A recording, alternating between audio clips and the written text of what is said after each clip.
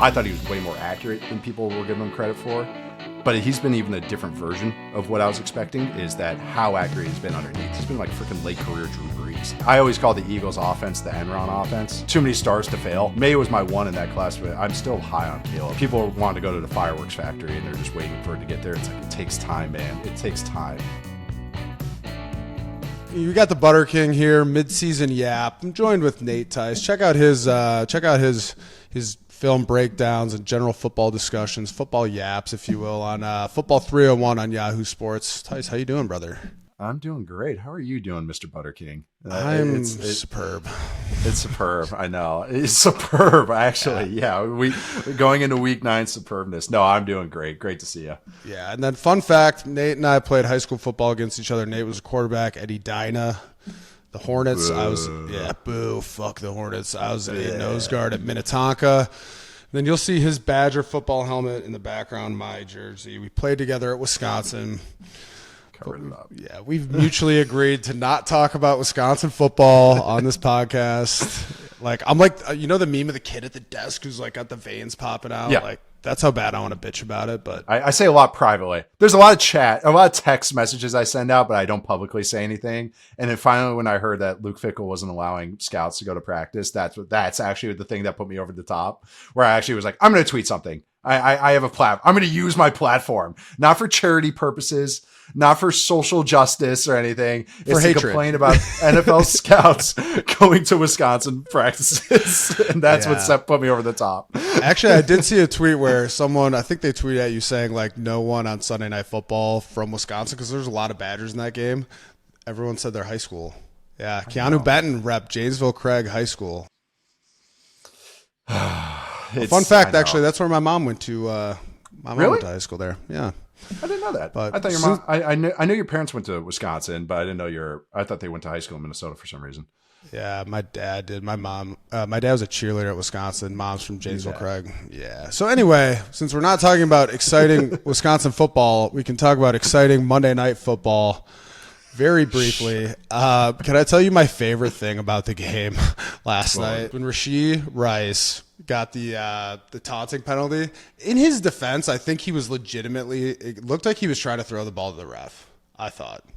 Maybe not. You're a former player, so yeah, you're gonna side with him. But yeah, continue. And then the broadcast just put up his like felony stats.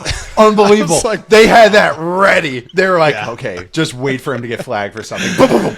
Yeah, it was like the Tyreek Hill Thursday Night Football when they like were.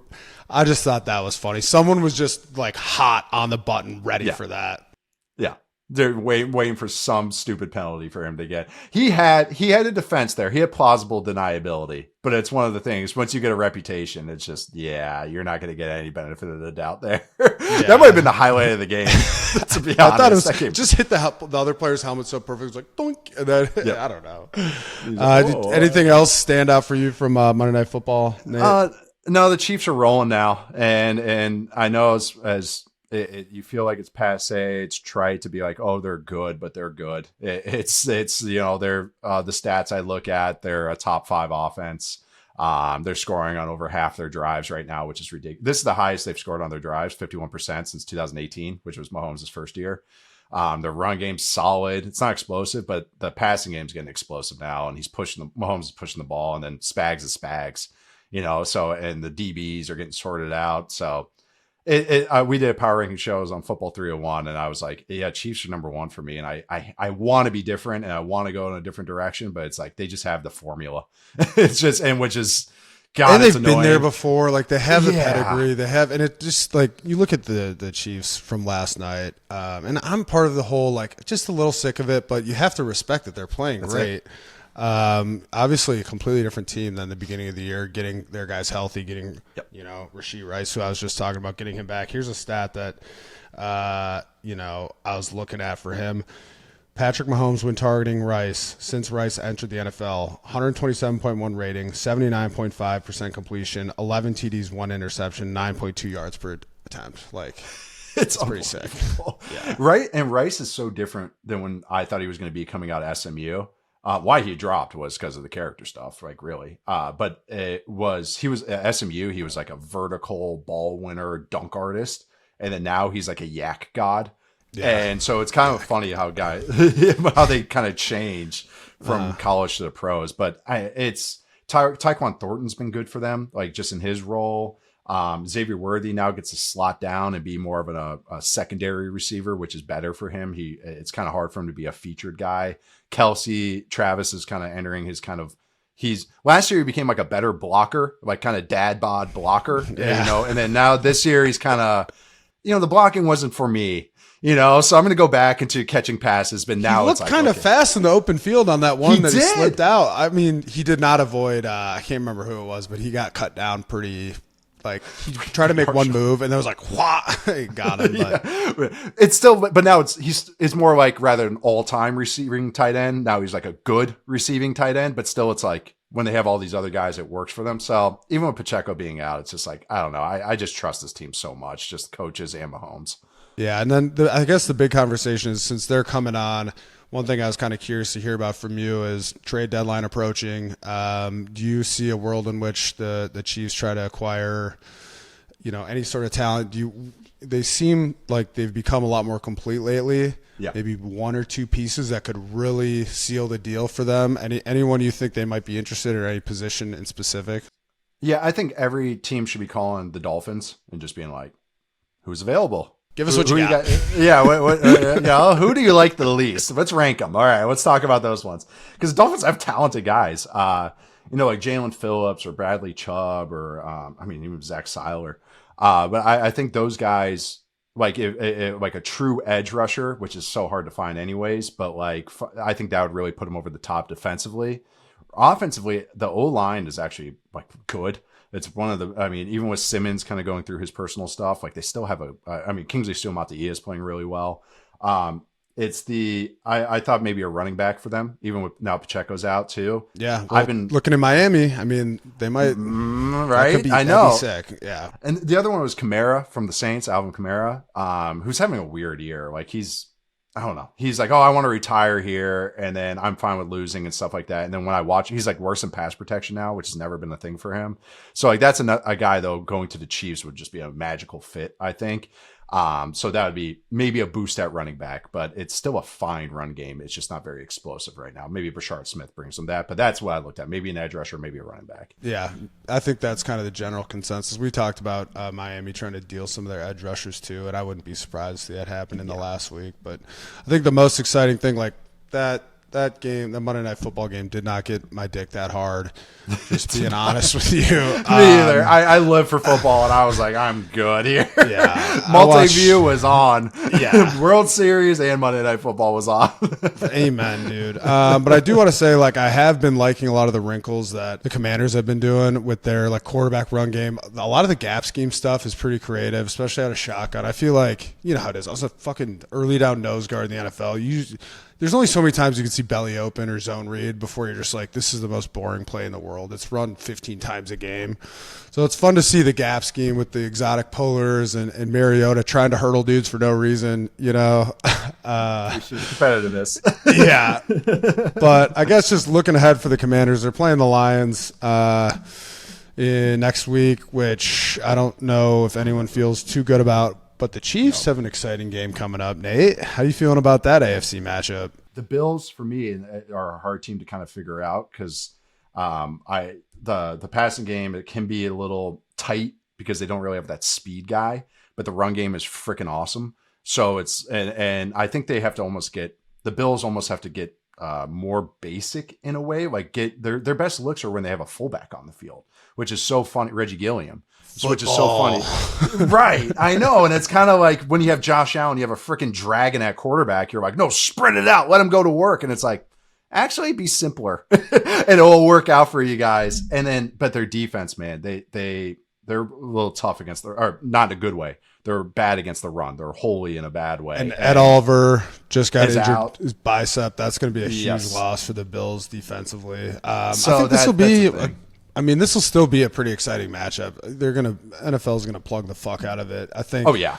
Looking at the slate next week, I was actually wrong. The Commanders are playing the Seahawks. Still, I'm feeling better about the Seahawks than that. That's another primetime game. And then the following week they have the Lions. But Chiefs Bills will be a fun one to watch. I think Josh Allen and Patrick Mahomes is just always a marquee matchup.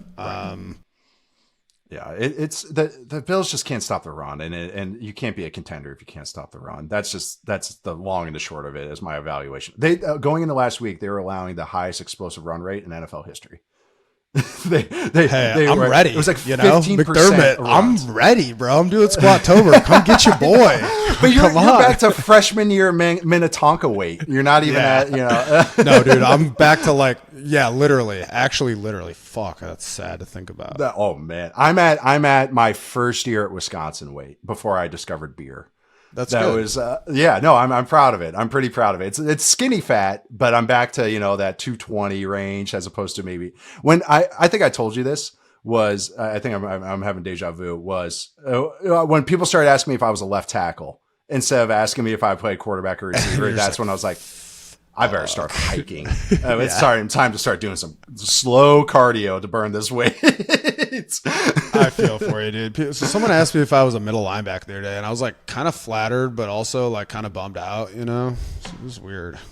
What were you hoping to get? Fullback? I don't know. Like center, maybe. I don't know. Like I got big skill. That's. Yeah, I don't know. You're pretty sweet at Foursquare. I remember back in the day. Yeah, hell yeah, bro. I'm a gamer. You were a gamer. You're a good athlete. You had some sweet feet. Yeah, that's funny, dude. Because we played all those games in the locker room. You see that headline of the Ravens taking away all the games for the like. That's gonna really do it, guys. That's gonna turn your season around. Professional football ping pong table. Yeah, professional football players have to line up every single day. Yeah, ping pong for half hour. That's really good. And then they won. So of course now it's going to be like, yep, this was it. This was it.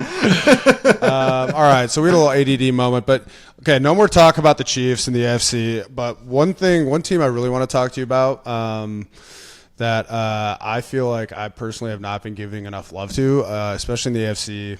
In the East, we talk about the Bills a lot, but can you tell me a little bit about the Patriots as a former quarterback? Tell me why Drake Maye is just that fucking dude right now, because he is crushing it. He is. I'll get this out of the way. They have faced an easy schedule. And the thing is, if that's your argument against the Patriots right now, it's not going to change because they face the easiest schedule going forward too. DVOA is just one stat. It's on FTN right now. It was formerly Football Outsiders. They face the literal easiest schedule, and then they face the literal easiest schedule going forward. But May, who I was high on in the draft, he was, and I'm on record of this. It's kind of nice to take an earlier victory lap than I was expecting. Is that he was my favorite quarterback prospect since Luck. And Luck was, though, like, it was me and you watching him before we played Oregon, so I'm watching Stanford film, all that stuff, but in the Rose Bowl. But it was with him he's a walking, talking, explosive play. And that is what you need to be in the NFL. It's getting those 15-yard gains, those 16-yard gains, and being accurate while doing so. 50-50 balls or 70-30 balls. You're willing to push the ball over the middle against zone coverage. That's what you have to be a dude at quarterback. And that's why I was super high on him. And there's a game against Georgia Tech last year. He was a redshirt sophomore where he was just down. 30-yard post routes were basically handed off to the guy. So I thought that him coming in the league, and he's a really good athlete. So I was like, all right, you can push the ball and you can run. That's a really good place to kind of start at. And we can maybe rein you in your wild horse tendencies. I thought he was way more accurate than people were giving him credit for. But he's been even a different version of what I was expecting, is that how accurate he's been underneath. He's been like freaking late career Drew Brees, where he's just like, you had to go against him, right? When you were with the Bucks and stuff like that, where it's just, you're peppering. And the ball's out and you're just, feels so efficient. You're like, what the fuck can I do? And I think, not to steal your thunder at all, the thing I've been so impressed with Drake Maye is like, it's not like the Patriots have elite weapons, offensively. Right. They've got Steph Diggs, who been a great wide receiver, but he's not in the prime of his career. Right. No offense, Steph. And then Big Booty, who's having a resurgence because of this young quarterback. Yeah, exactly. So I think that's what's so impressive to me. Do you feel that way also, or? Yeah, no, they have a lot of fine. Like it's like, but no one's like a superstar. Like even their offensive line's improved, but it's not great. Like success rate is a stat I always look at. Even I think some people think of it as a nerdy stat, but NFL coaches have been using it since the 90s. We just have better versions of it. The Patriots are first in passing success rate. They're 27th in rushing success rate. So you kind of know who is the hub of this offense, and that's May. He is a dude. Like he's going to enter this top 5, top 6 quarterback conversation and I think he's already there. It's that Booty has been great. Like, he really has. He was, before his final year in college, he was the number one consensus receiver. Had a season from hell, had some stuff off field, drops to 6th round, I believe. And then even as a pro, I'm like, he's inconsistent. Why are they running him all this deep stuff? And then him and May have a great chemistry right now. Hunter Henry and Austin Hooper are solid. Like, they're just good, solid, sturdy tight ends. And so it just kind of like everyone slots into place, and May's just been a machine. The defense isn't very good. They can stop the run, but pass game wise, they're kind of more mid. But they've been improving. It's not a perfect team. They just have taken advantage against the easy schedule. Vrabel gets them going, and then May's just been a machine. Yeah, and I guess it seems like Vrabes has done a really good job of instilling his culture in that team. It does feel like a little bit of a different Patriots team than the past. You know, sometimes it takes a couple years for a head coach to come in and kind of get his shit rolling, you know? So I'm impressed that it seems like Vrabel's doing it immediately, obviously behind May. I think one thing I want to ask you about, though, similar to the conversation that we just had about Kansas City, is, you know, their rushing attack is weak in New England. Does this seem like a team that might be buyers here for a running back in the next week or so? Maybe. I don't think so, because they like Stevenson, and then they're getting Travion Henderson going. Their 2nd-round rookie from Ohio State. They kind of figured people got out over their skis a little bit with Henderson, like where they're like, oh my God, he's going to be this. He's going to be like Jahmyr Gibbs. And I was like, you know, there's a reason he was always the number 2 back at Ohio State. It's because running between the tackles isn't his strength. He's going to bounce stuff. It reminds me a little bit of Melvin, his freshman year. He would bounce everything. And then he got better between the tackles. Henderson, it also, his pass protection was, he's sound mentally, but then it's also, he's 200 pounds or below 200 pounds. You get some linebackers are going to blow you the fuck up, you know? So, so I think they kind of figured that whole thing out, but I think back wise, they're fine. People want them to trade for a receiver. I actually think their guys are fine and they can kind of go about their own path. Like, I don't think this is the year to push it. I think they should understand what they've been going against. So I don't think they're total buyers. Maybe a month ago, I might have thought that, but I actually think they're kind of sit okay right now. Yeah. And you've mentioned their schedule a little bit. I think this is a good opportunity to transition. Feels like their toughest game, maybe, like, so far. I mean, they beat the Bills a couple weeks ago, but they got a big one coming up in Tampa playing the Bucs, and I'm down here in Tampa right now. I've been loving watching these Bucs. Wondering what you're seeing from from my favorite fucking dude, my favorite guy to watch, Baker Mayfield, and how impressive it is that he's dealing it with some pretty limited, a lot of injury limited players. Yeah. I think you're seeing the amazing of that. You know, the Seahawks game especially was one. The Seahawks defense is no joke, and you see those big plays that he's generating, and he's scrambling more than ever, which I think is a part. It's good. He's not the thing I think Baker's improved the most at. He stopped bailing backwards, which is hard for guys to do. Like, it's hard. Guys are used to winning that way in high school and college. You know, they're the best. Even Baker was one of the best athletes on the field. I know it's like, haha, but it really was like, that's the difference between college and the pros. And he's kind of like has learned to step up and into the teeth of the defense. And I think that's really helped. The thing that the Bucs are confusing to me, because I appreciate what they're trying to do, and I appreciate how they withstand these injuries. But the truth is, those injuries are going to cost them. And you can feel the pressure getting generated on. The run game's not good right now. It's like a bottom 5 run game. And that over time is why it's a difference between, they can go to the playoffs or make a run in the playoffs. And right now, I just don't see that because of those injuries. It's not anything like, it's just hard to overcome. Yeah. I mean, it felt like they've caught up to them, or the injuries have caught up to the Bucs, especially against the Saints. I mean, like, it was kind of a weird game against the Saints. Yeah, it's like there could have been 3 defensive touchdowns, and it felt like we got robbed of one of them, in my opinion, on that whistle. Ron Torbert. I was mad about that because I love Winfield, and like whatever. Yeah, but it felt a little bit like, for the Bucs in the Saints game, the injuries it was like glaringly obvious that their offense was missing a lot of key players. Yep. Going back to one of your earlier points about Baker scrambling, one thing I thought was really smart and pretty savvy of the Lions defensively, they spied Baker Mayfield probably the first time all year. I think he's seen a spy, and I was like, these motherfuckers Lions, they know what they're doing, man. Right. That's sometimes you get those former players coaches and they're like, hey, I know this doesn't seem like the guy that we should be doing this against, but guess what? This is how they're playing. They kind of get that stuff. Exactly. And I guess my question for you is, you talked about strength of schedule, the Patriots being weak. It feels to me like the Bucs have a pretty tough schedule. Do you have any like stats on that? I didn't even look that up, but they have, actually I have it up right now. Yeah, they have a fourth hardest schedule going forward, I think. Oh, wait, hold on. Let me see. Oh, no, they don't. Easy schedule. They have an easy schedule going forward. Yeah, 26th athlete, which is sixth or seventh weakest schedule, I guess, going forward. Seventh, the easiest schedule. From that, from this point onward, you're saying? Yes. Yep. From this point onwards. Yeah. And that's the thing is, look at their division. It's, right. You tell me what the Falcons are. And then the Saints are, I know the Saints are performing a hit job on Spencer Rattler. Were you listening to the commentary of that game? A little bit. I had it on in the quad box, so I shift in and out of it. So because I'm usually muted. Like I get more frustrated with commentators than anything. And it was Jonathan Vilma. And as soon as Rattler had a fumble, I think early on, I think it was the first turnover he had, immediately Vilma's like, he's got to be benched.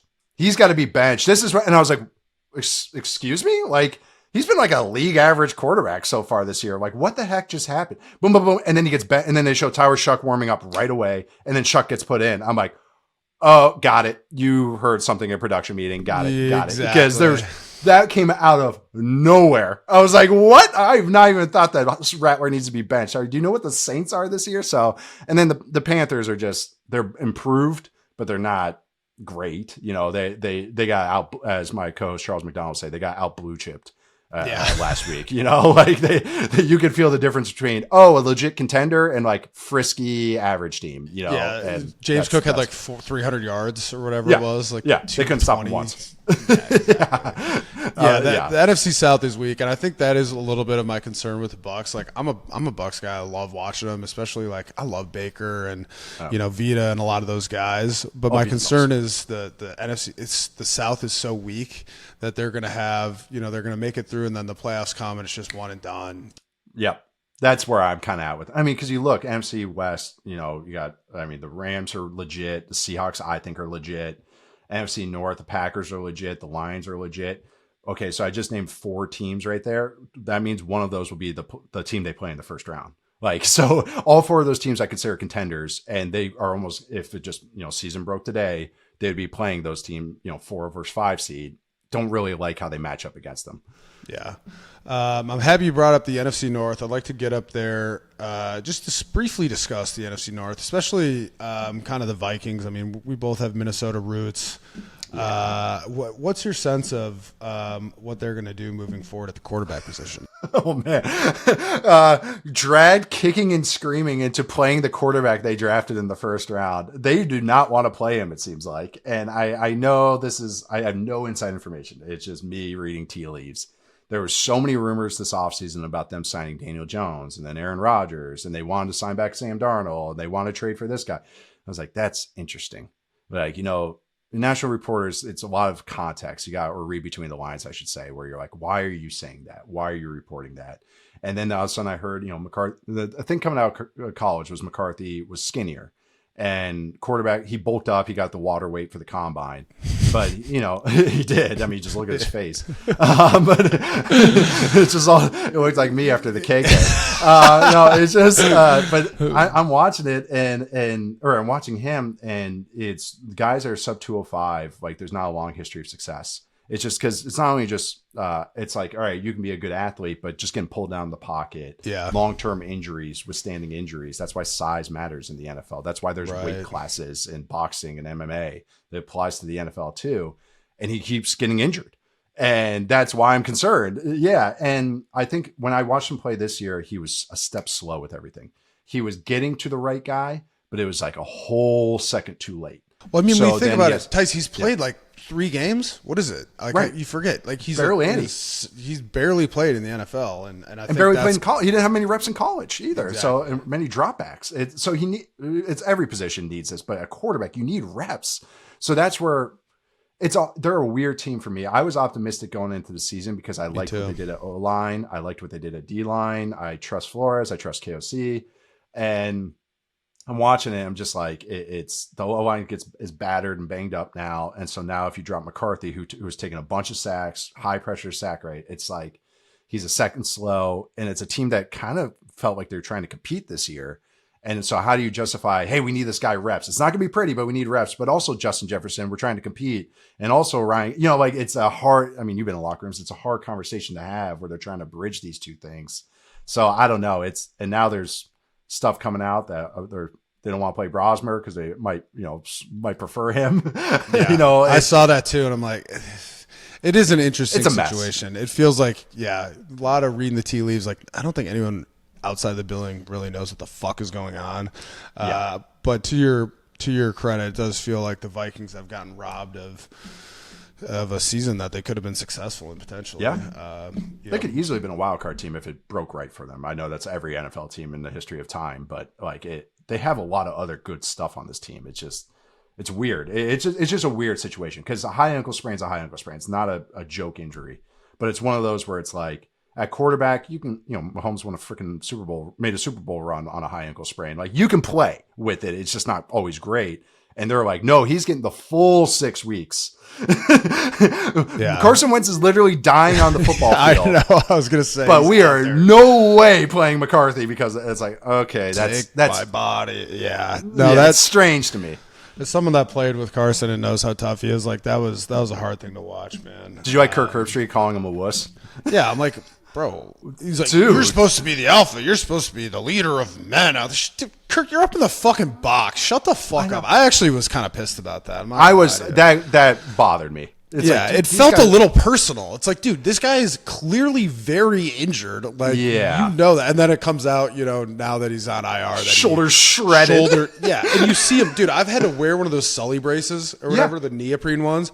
And he had the restricting cuff over the top of it too. And that's one of those things that bolts into your shoulder pads. Thing. And it's like, dude, he can't even move that. You saw him in that game, like when he got the most injured or whatever, it was just kind of like a weird glancing blow. And I've been there, man. When you like sublux your shoulder, like it's the weird shit that pops it out. Yeah.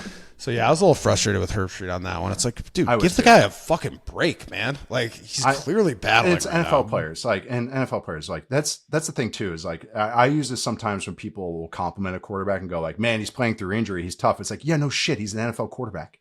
All these guys are so tough. Like I know quarterbacks are, it's like, no, like I know, every position you have to be pretty freaking tough. Receiver is probably the one position you get away with not being the toughest guy. But actually there's a lot of receivers that are freaking tough too. I mean, it's just long snapper to me, Yeah.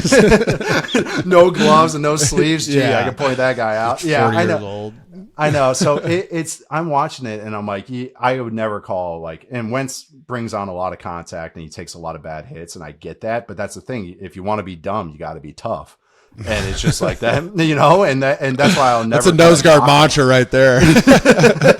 Absolutely. I love how you say nose guard because some people try to sexify you guys and say nose tackle, or the shade. The shade, but no, just nose guard. Yeah, you were old school 3-4 nose guard. You got to know your role, Nate. Ever since high school, that's what you were. You were the one high school team that ran a 3-4. Yeah, I was a fucking freshman 14-year-old playing zero technique. I played football for 1 year. I don't know what the fuck is going on here. Just hold the point, Beau. Just hold the point. That's all you got to do. It was the start of a very glorious career, Nate. Hey, it works.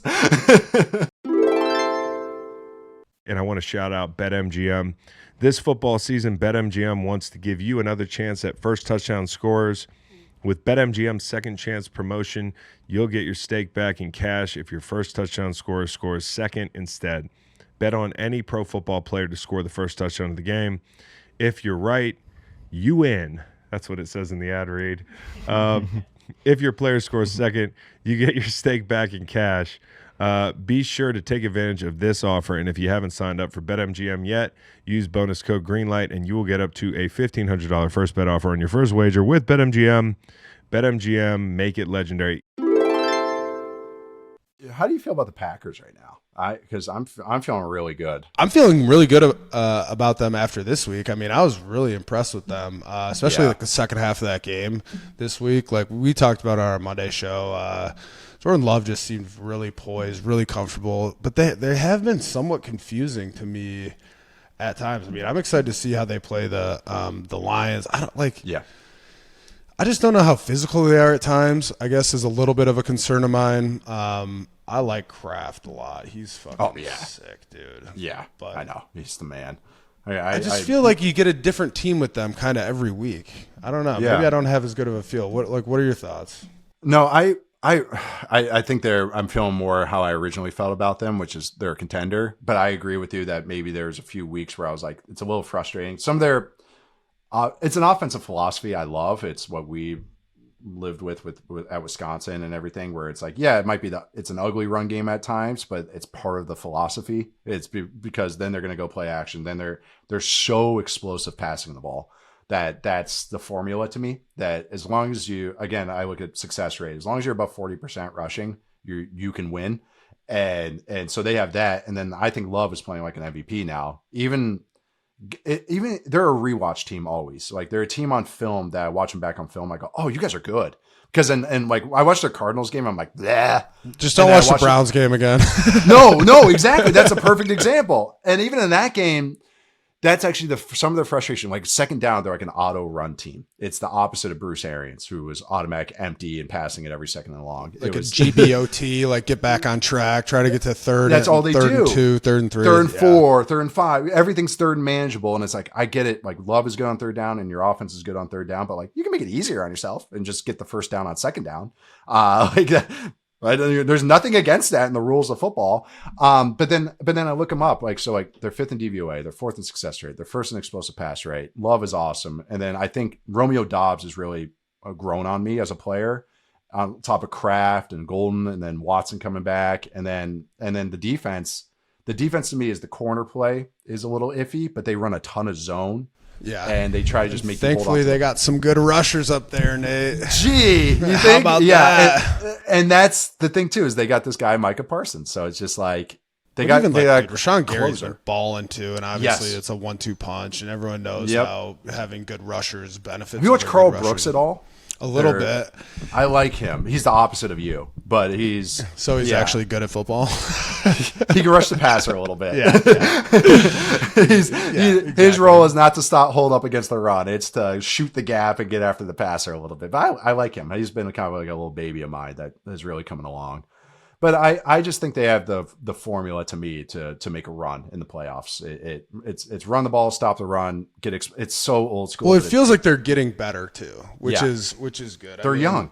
I think a lot of my gripes with them just comes with just the Cowboys game and the Browns game. That little 2-game stretch there where like having a tie in the schedule to me just is so ugly. It's like you automatically dock them as soon as they get a tie. You're like, yeah. And that's kind of what I was thinking about too. I feel like you'd be a good person to talk about this with, is like, what are the implications of this tie in the NFC? Like, is it still too early for this to even be a factor? But for some reason, I feel like this is going to rear its mediocre head later this season. I don't know. It's kissing your sister's head. Yeah. It's your. I think it's more. It's how many losses you have in the column. So like that's why they could be what they were before this week, where they can have the tie, but as long as they don't have as many losses as the other team, because it's a half win. So that's kind of how it breaks down. Doesn't hurt them. Yeah, it doesn't hurt them as much as a true loss, but it's also a game they should have won. And you're right, that game is in my head as well. But then they got Panthers, which they should throttle.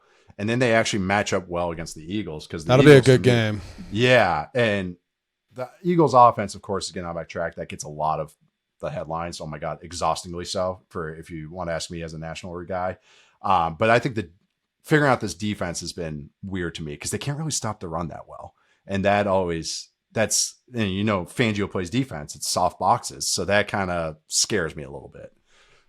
Yeah, I mean, I could see that being a fucking grind of a game defensively for the Eagles. You know what I mean? They're just like mash the ball, 16-play drives for the Packers. And then the one haymaker, big explosive pass. And it's like, And anyone that Quinion Mitchell's not and Cooper DeJean aren't guarding, you can kind of get them. Like, corner 2, outside corner 2 is like, all right, attack that guy. So better offenses, I think, can get them pretty well. I know I'm trying. I always call the Eagles offense the Enron offense. It's just they have too many stars to fail.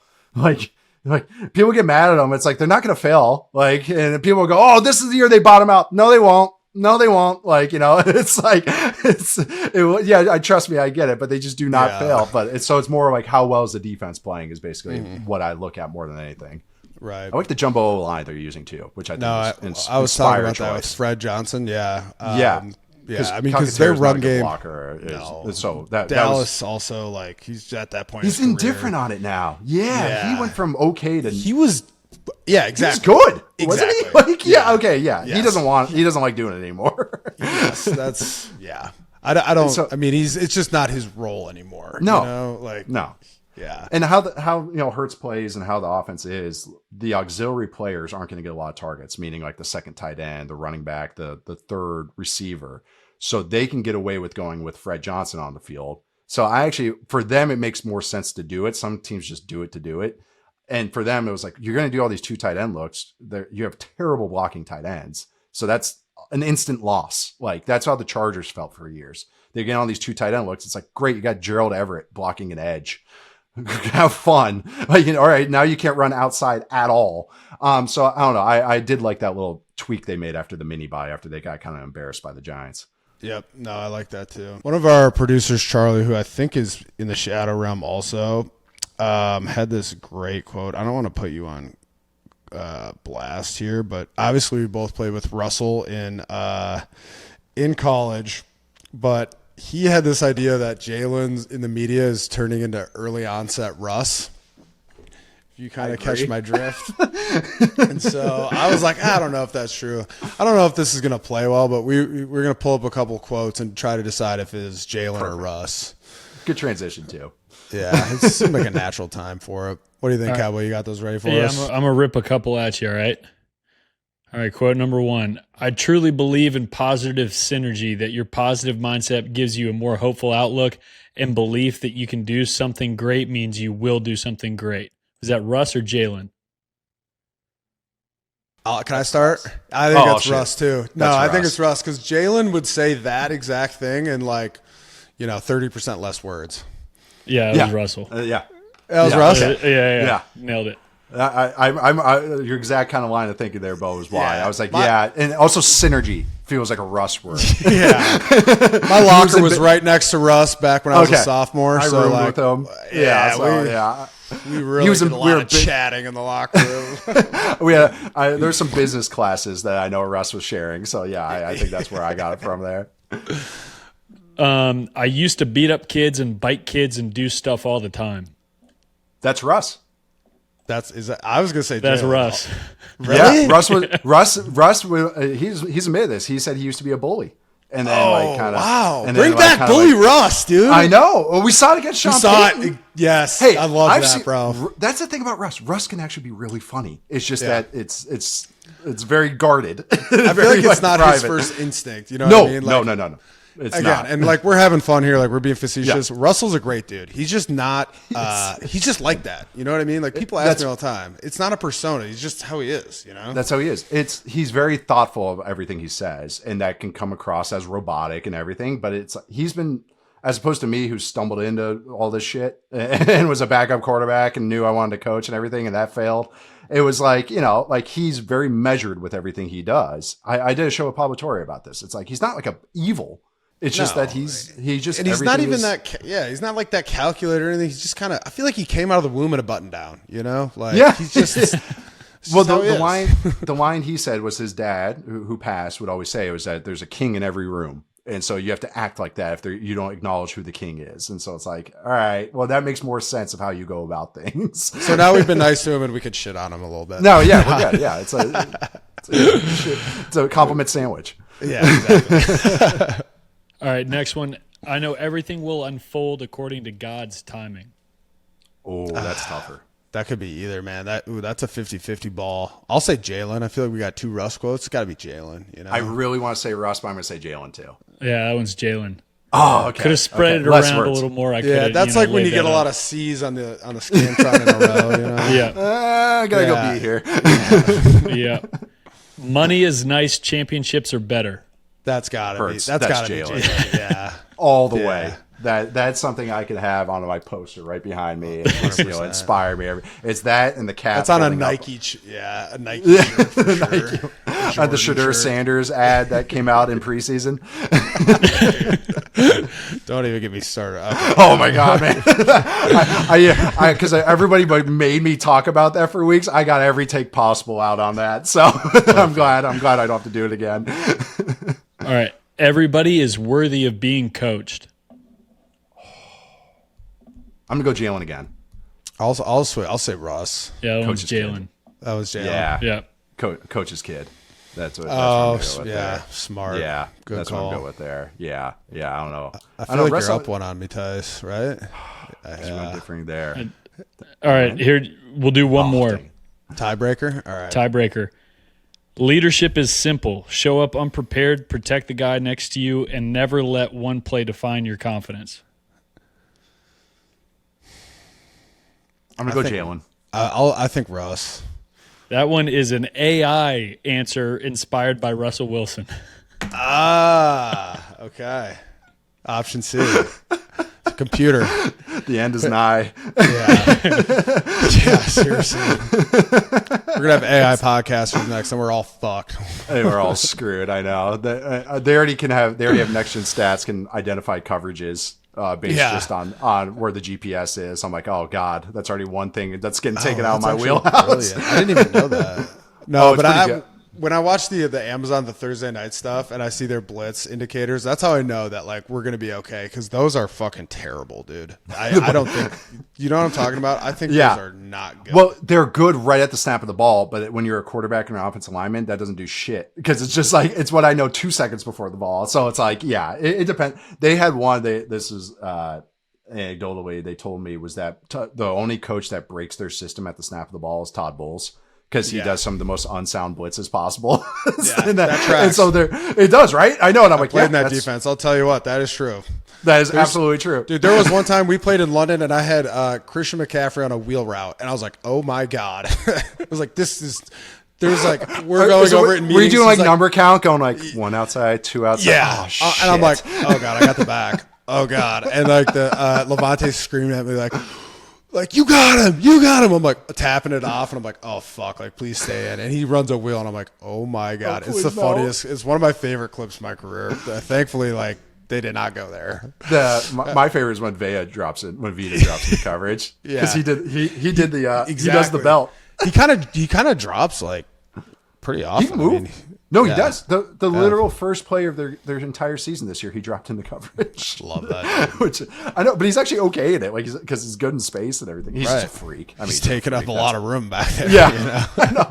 It's a 2-3 zone. Just put the bodies in space, and then he just guards it up. I know. He's a freak, man. I love him, dude. Random guy. I actually want to pick your brain out. Hit me, Jeffrey Simmons. What do you think of Jeffrey Simmons? I think he's a dog, dude. He's banged up right now, right? Like, but he was playing like a freaking defensive player of the year. I think he was playing the best. I think he was the best nose guard, or I guess interior defensive lineman before he got hurt, man. And I kind of had a little bit of discussion where I was like, man, I wish they'd give him put him somewhere fun. Like, imagine him in Kansas City or something. Well, that's why I asked. That's why I asked, is that we talked about him at the end of my show today, was like him as a trade candidate. And I was like, I said any contender should be calling them. Because to me, like, you don't want to give up first round picks.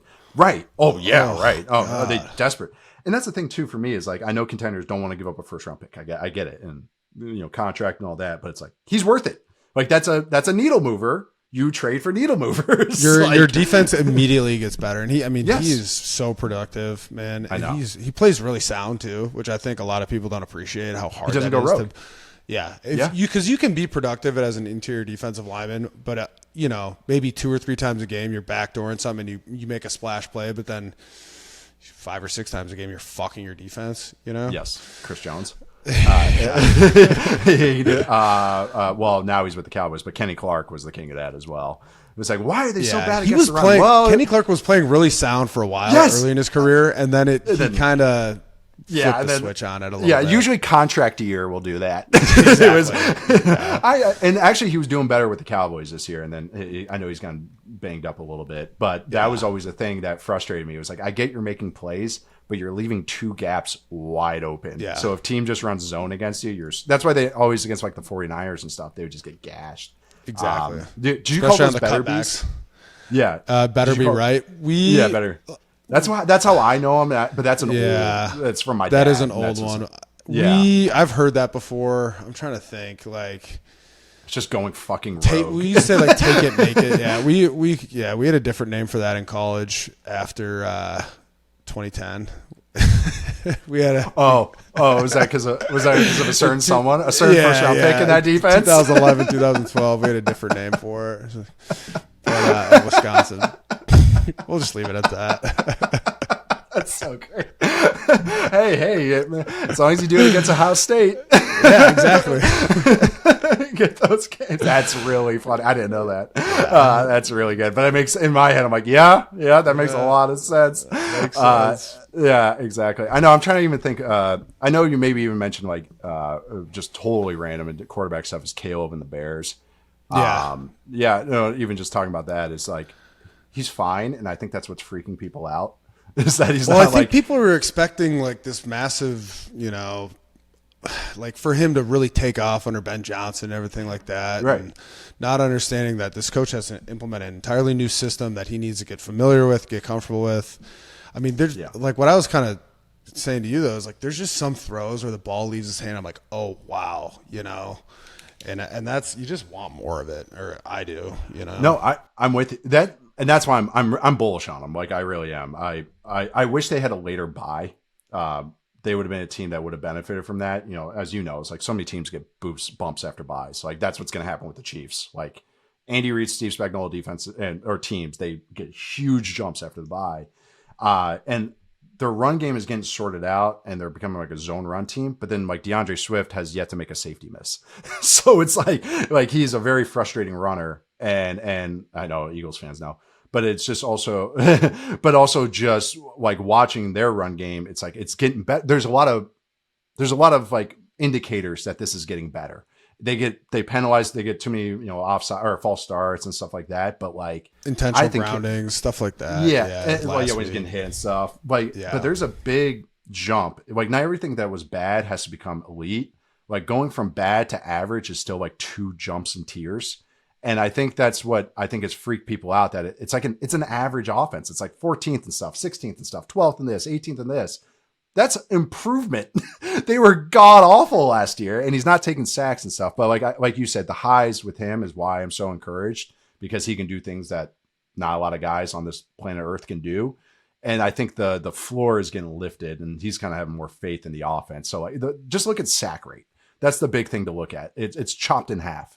And that's indicative of Joe Tooney and everything, but also to what Caleb is doing as well. He's getting the ball out and making pretty good decisions as well. But Maye was my one in that class. But I'm still high on Caleb and what's going on. I just think it's people want to go to the fireworks factory and they're just waiting for it to get there. It's like, it takes time, man. I think part of it too is like he's just so polarizing in the media. Like, he comes across as pretty arrogant, which is just number 1 overall pick, man. And Heisman Trophy winner. Yeah, it's like, and I like him, I but I don't know. I know. It's funny. It's just some guys become the victims of their own hype, and it's not the hype that they built. It's the hype that surrounded them. He was considered an elite prospect, which I agree with. I thought he was a very, very good prospect. It's just that people want it instant. Why aren't you a top 5 quarterback right away? It's like, well, sometimes you have to become the 15th best quarterback before you can be the 8th best quarterback, before you can be the 6th best quarterback. Like, he reminds me a little bit of Jordan Love when he was starting out, where it's like there's some high-end throws, there's a couple mistakes, but he's getting more comfortable with what he's good at. And I don't know. And I think Ben Johnson's got the goods. Like, I think he's incredible. But I'm bullish on them. I don't know. I just wanted to kind of get that little out there too. No, I like talking about them. I mean, I think they need another year, Yeah. But they need you actually at nose tackle. They need Jeffrey Simmons, baby. I know. They do. They he would be really nasty do, in a Bears uniform, for real. Oh, everyone looks good in those Bears uniforms, I think. Yeah, Yeah. Do you have any Bucks creamsicle uniforms? No, I never got to rock that. That was regrettable for me, and I never got to wear Kelly Green. We were in the shittiest Bucks unis, dude. It was like the alarm ones. clock ones, right? Yeah, they were tough. Not good. Even in the moment, they were bad. There was no like point in time. They looked like They looked like they're from Starship Troopers. The uniforms that they were. I know exactly what you're talking about. You do? I knew you would. Yeah. I'm all about the sci-fi references. Come on. Did you? I was watching Blade Runner 2049 last night. Banger. I know you're Banger a fan. movie. Yeah. What do you think of the Dune movies? Dune Part 2. Phenomenal. Yeah. Just rewatched that one last weekend, and I'm like, oh my god, this might be the best sci-fi movie ever on rewatch. I've seen them each probably like 5 or 6 times, dude. Yeah, the first one I've seen like 8 times, and that was the first rewatch of the second one. It's so freaking good. It's one of those where I was like, I might rewatch it again. Yeah. My wife's out of town for a couple days, so it's like I can actually really turn it on and crank up the movie watching. See, Chris says you smoke a little left-handed cigarette. If you're picking up the drift, and the perfect movie to put on. It is anything by Denis. Just let it wash over you. That's like Blade Runner 2049. I was like, give me those purple hues. Give me the the pink hues. Cinematography. You're just like, dude, this is sick. God, it just sink into it and just let it sit there. Whoa. Is that? I know you're excited over there, but just went from 6 to midnight talking about Dune. Dune. They're filming Dune 3 right now. Dune Messiah. I read all the books. Oh, just wait. It's gonna get. I don't know. I don't want to do any spoilers or anything. It gets fucking. Out there. It gets deep. I know. Deep sci-fi. We don't have to worry about a person turning into a worm hybrid yet. But we got a couple books for it. We got have you read some sci-fi books recently? Shit. We were like the big readers. You were the other guy that read. I know. I'm a nonfiction guy, so I'm not really the best for. No, I'm trying to think what good sci-fi shit. I read Red Rising. It's good sci-fi. Pretty easy read. Okay. I'm reading about Kim Jong-un right now, so not really as exciting as that stuff. Yeah, entertaining. I don't know if I got that one in me. Not gonna lie to you. It's entertaining. The writer kind of just presents a lot of stuff as is, and it's more like you find the humor and going like they treat this as normal. Yeah, and like it's more of like that kind of like I'm on the chapter where Dennis Rodman's getting introduced as a character, so that's fascinating. It's pretty good. I think it's just called The Great Successor. You mean legendary American politician and ambassador Dennis Rodman? He was in this case, yes, and it's all because Kim Jong-un was a diehard got into the NBA in the 90s, and it was like, and he loved the Bulls because the Bulls, he's a bandwagon fan, and it's like, all right, can we get MJ? No. Can we get Scottie Pippen? No. Phil Jackson? No. Can we get? Oh shoot! Why am I blanking on his name? Who's the European guy? Can we get him? No. All right. Let's get Dennis Rodman. All right, let's get Dennis Rodman over here. That'll perfect guy to represent our country. Love it. It absolutely is. Well, Tice, we got an hour of good football talking, a little bit of sci-fi talk. Didn't talk about the Badgers hardly at all. Not worthy of talking about. We're a basketball school now. I don't know if you know this. Yeah, hell yeah. We're transitioning to a basketball school. It's Jonathan Taylor's alma mater. That I'm okay with. I'm fine with that. I'm totally cool with that. And the entire Steelers defensive line. Yeah, exactly. Who don't claim it anymore. Oh God, it's down. I'm not used to this. Timberwolves are good. Mariners are good. And now the Badgers suck. I can't get a perfect world of my teams. Yeah, we're supposed to go to the Axe game. We'll see. We'll see. Wow. Because is it like a Thanksgiving tie-in too? Yeah, it's right after Thanksgiving in Minneapolis. Fuck. Oh boy. Anyway, this will be airing on Wednesday tomorrow. Nate, appreciate your time and your expertise, and always pleasure catching up, man. Beau, great to do another one of these. Absolutely. Thanks for having me.